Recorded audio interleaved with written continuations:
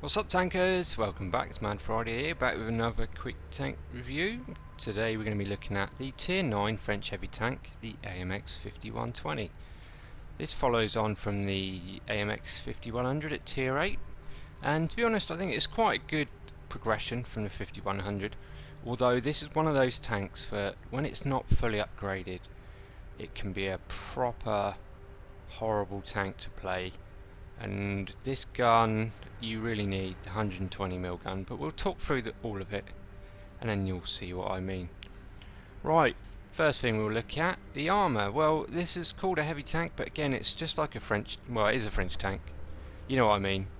It has some armour, but it's not a heavy tank that you play in the traditional style. You don't rely on its armour at all. It will pull off a few miracle bounces, but don't expect that to happen too often. So this is not a tank you play in, like I said, in the traditional style. You won't be at the front bouncing shots here, there and everywhere and trying to get your shots in. You can't go hold down, it doesn't really side scrape. So how do you play this thing? Well, the top package has a ridiculously powerful engine and it has a ridiculous top speed limit. So this is one of those tanks where you just lurk around looking for an opportunity and then you whiz in, bam bam bam, kill the target. And that's it. I reckon good light tank drivers will like this thing. It's a similar style if you like to assassinate tanks and light tanks. It's just like that. Right, so what are the armour values? Let's have a look. So you've got 100mm on the front of the hull, 100mm on the front of the turret. That is the only bit really that you're going to be able to pull off some miracle bounces. You've got 80mm on the side. So if you are top tier and there's only like, you know, tier 7s and tier 8s with low pen left, you could get away with side scraping, but be careful when you're side scraping, because if you're looking on an angle sort of like that, the left hand side of this tank's Pike Nose now, those angled parts become very flat and it will be a very easy pen. Let's talk about the Pike Nose anyway. It has a Pike Nose just like the IS-7, so really this isn't a tank you angle, which, you know, the front plate is 100mm plus the angling of the Pike Nose. If you angle sort of like this in front of your enemies, that 100mm front plate on the left of the tank there becomes very flat and you've only got to rely on the vertical angling there then. So any tank you meet pretty much is going to be able to go through there as long as they aim at that side. They are stupid enough or inaccurate enough to aim at the other side. When you are sort of like that, the plate on the other side of the tank, the right hand side of the tank, the left hand side as we look at it, that is when you're going to pull off your lucky bounces because it's just over angled now. Right, so there we go, talked about the hull. Most of it's rubbish, don't rely on it. What about the turret? So you've got 100mm on the front of the turret, 88 and 60 is pretty much exactly the same as the hull. The front of the turret is nicely angled and it carries on the angle from the front plate pretty much, so you might get the odd bounce off there, but what does bounce is this ginormous gun mantlet.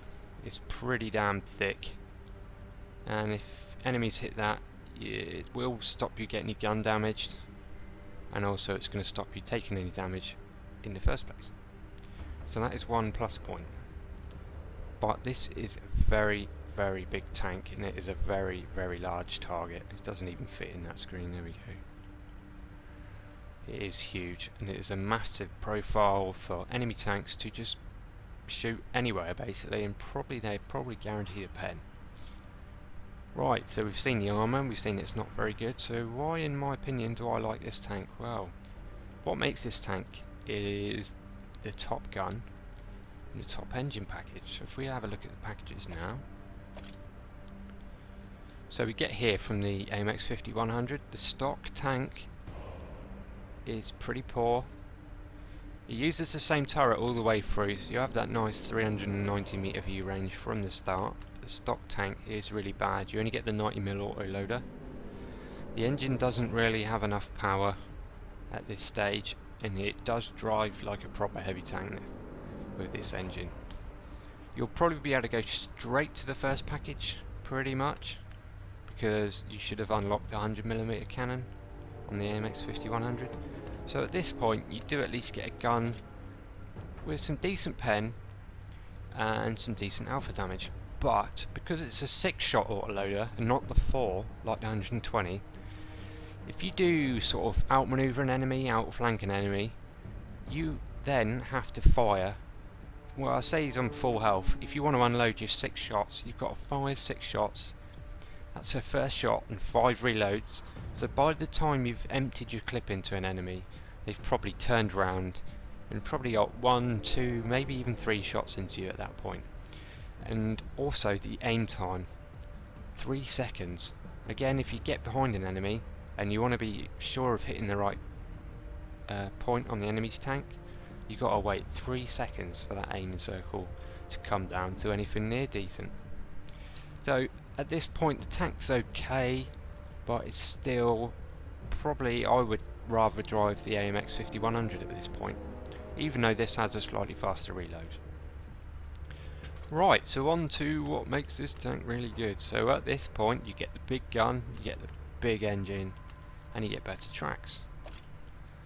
There we go, the big engine, 1000 horsepower. This tank isn't particularly heavy, so the power to weight ratio is pretty good. And at this point you will be getting up to the 65 km/h top speed limit, and the acceleration and manoeuvrability is not bad at all. 32 degrees track traverse, along with the 32 degrees track traverse, makes this thing pretty good at picking up your targets very quickly. Right, so the big gun, the 120mm, this is, it completely transforms this tank. The rate of fire is quite low, but you get excellent penetration, 250mm, 257mm with your standard rounds, and 400 damage. So in 4 shots, it's a 4-shot oil loader, so you get 4 times 400, so you get 1600 damage in a short space of time. Again though, you still have that bad aiming time, so I've added some equipment to this tank, and we'll go through that in a minute. Accuracy isn't bad at 0.34, that's not bad at all, especially for a heavy tank. The equivalent Russian tanks at this tier are really, really bad. Right, so that's the packages. What are we going to look at next? Right, if I show you what equipment I've got fitted. I like to go for coated optics all of the time. It does have decent base view range, but I haven't got a huge amount of skills on this crew yet, so I've gone for the coated optics to bring my view range up to pretty much near the spotting cap.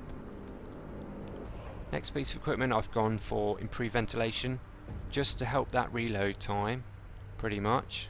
And also it improves all the major crew skills, but mostly the reload time. With the 120mm gun, the reload is quite long, so 5% of a long time is worth doing in my opinion. Last piece of equipment, vert stabs. This gives you 20% improvement to accuracy during movement and turret rotation. And with a 3-second aiming time, I think that's a pretty good idea. I do know some people that run vert stabs and a gun lane drive on this tank, just to improve their sort of snapshot ability and being able to aim in really quickly, but I'll leave that down to you. Right, anything else really? I'll just show you what crew skills I've got. Not if I do that, I've just gone into a game.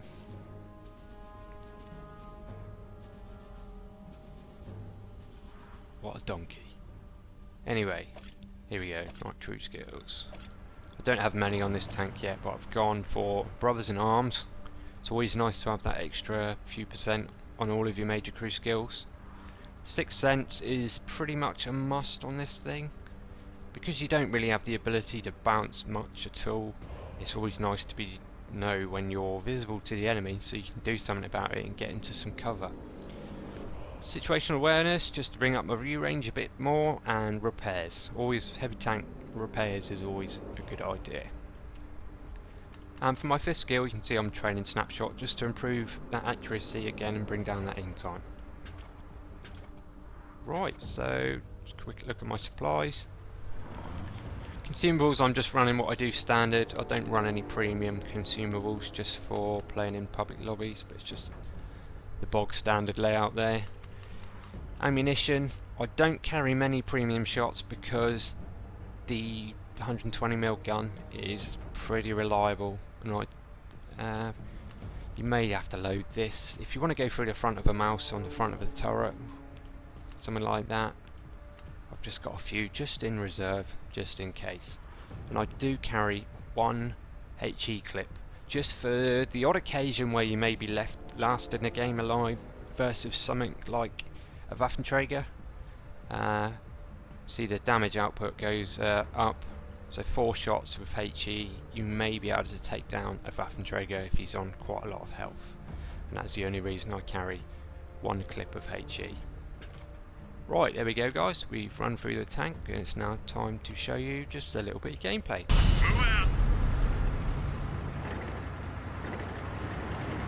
Right, just loading into Redshire with top tier, which is always nice. This tank loves being top tier.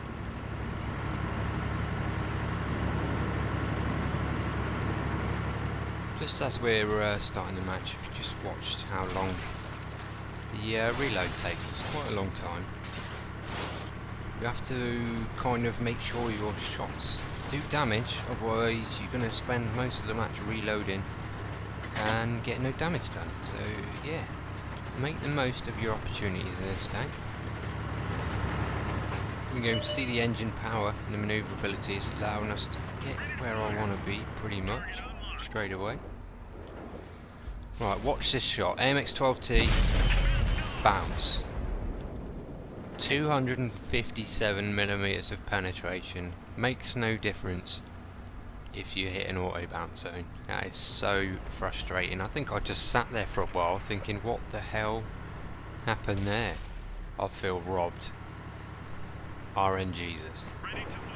Right, another thing I didn't talk about in the garage was the gun depression and gun elevation.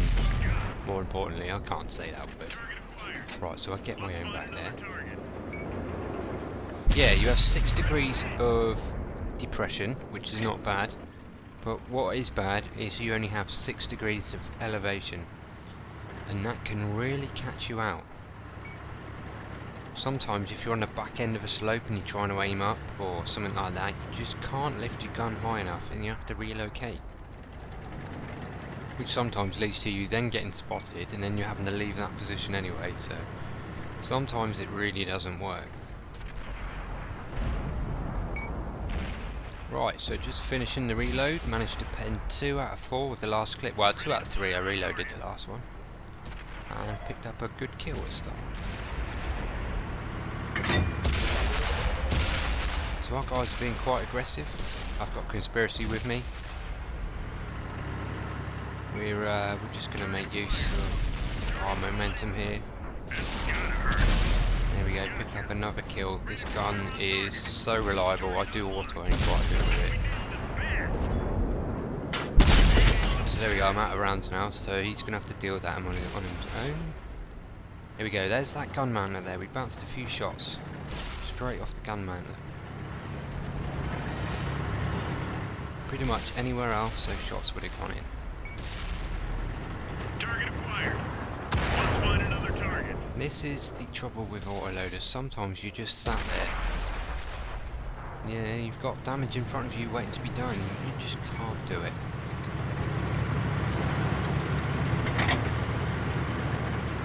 Right, so reload's done. Time to carry on pushing in, see what we can get done.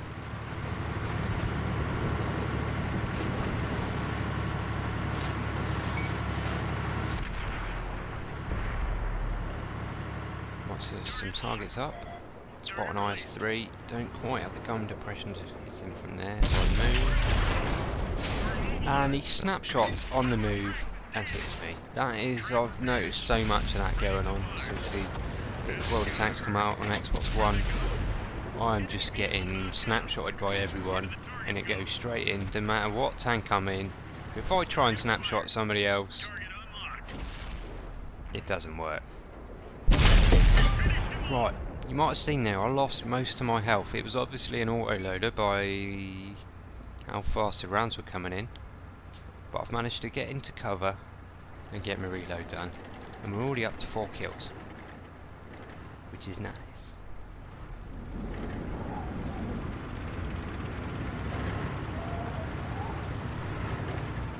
Yeah, so I lost most of my health. I'm going to have to play it a little bit more carefully when I would like to.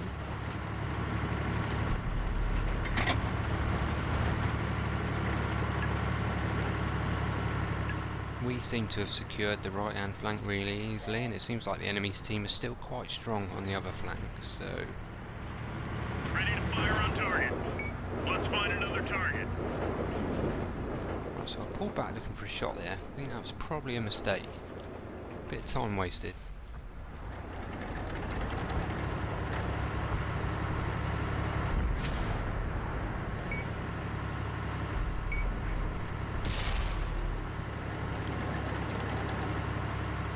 Yeah, even with that 1,000 horsepower up a steep hill like this, it's still quite slow.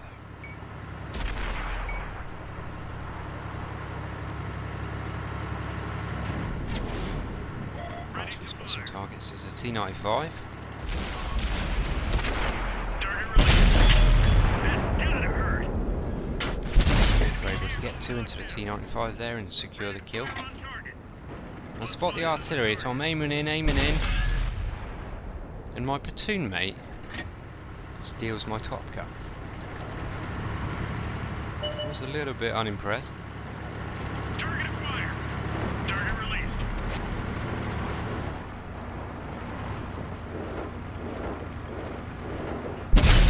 We nailed a bear. There we go, that's how punchy this gun is. That was an ST1. Waited for the shot to aim in, and it managed to pen an ST1 there. That was a pretty good shot.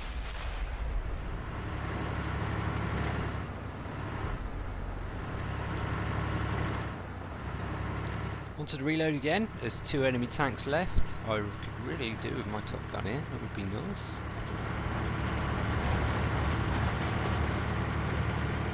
I've noticed lately the teams you either get a team that's so good you just cream the enemy and don't get much done, or you end up with a whole team of donkeys and you're the last one left after 2 minutes. So not really been enjoying Xbox One so far. Don't know what you guys think. Right, so here we go, engine power and speed. I'm going to go around the back of this dude. Get one in. Can I get the top gun? Yes! Top gun secured.